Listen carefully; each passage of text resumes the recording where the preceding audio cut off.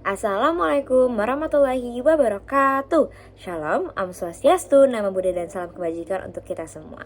Halo semua, perkenalkan nama saya Raisa Dinda Putri Chandra dari program studi Komunikasi Digital dan Media angkatan 62 dengan NIM J04 0125 1208. Di sini saya akan menjelaskan dan memaparkan hasil analisis saya mengenai algoritma platform yang ada di dalam film The Social Dilemma.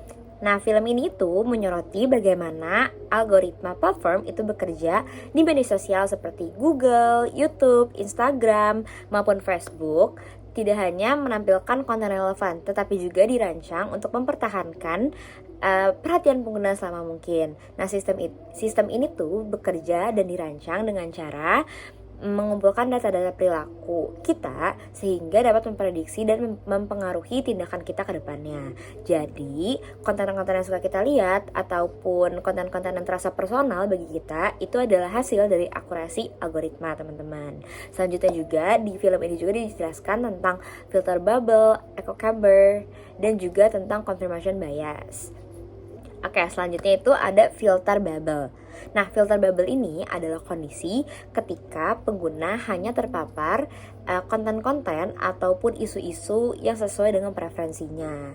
Sehingga bisa aja ada dua orang nih teman-teman yang mendapatkan realitas digital yang sangat berbeda walaupun berada di satu lingkungan sosial yang sama. Nah, karena paparan perspektif ini yang beragam ini jadi terbatas, nah itu membuat ruang publik itu menjadi terfragmentasi, teman-teman. Selanjutnya itu ada fenomena echo chamber, di mana fenomena ini tuh menjelaskan tentang seseorang yang terus berada di lingkungan dengan pandangan yang sama. Nah, sehingga algoritma ini memberikan konten-konten yang memicu emosi lalu juga kemarahan karena memberikan interaksi yang tinggi. Nah, sehingga hal ini tuh memperkuat dan mempercepat polarisasi dan juga memperdalam perpecahan di masyarakat digital. Nah, kalau misalnya lihat dari sisi psikologis dan sisi sosial, sistem rekomendasi ini tidak hanya mempengaruhi apa yang kita lihat, tetapi juga mempengaruhi cara kita berpikir. Pengguna menjadi terdorong untuk terus-terusan membuka aplikasi dikarenakan ada sistem notifikasi dan sistem yang dibuat secara adiktif. Selain itu, muncul juga confirmation bias, di mana kecenderungan seseorang untuk mempercayai hal yang sesuai dengan keyakinan sendiri, sehingga persepsi untuk melihat dan percaya terhadap realitas itu menjadi sempit, teman-teman.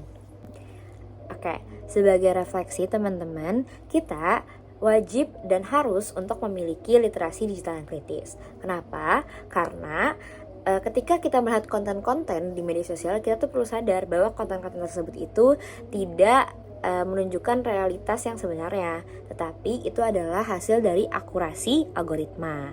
Jadi ketika kita melihat konten-konten yang ada di sosial media, kita harus cermat dan juga kita harus teliti. Kita harus bisa mencari informasi dari berbagai sumber, kayak gitu teman-teman.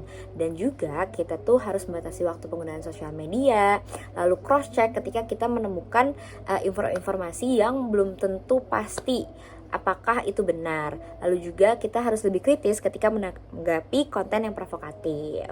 Lalu dari sisi platform media juga, mereka tuh harus bertanggung jawab dan juga lebih transparan terhadap mengelola algoritma dan juga data kita sebagai pengguna. Sekian hasil analisis platform digital dan algoritma dari saya. Mohon maaf bila salah kata. Wassalamualaikum warahmatullahi wabarakatuh.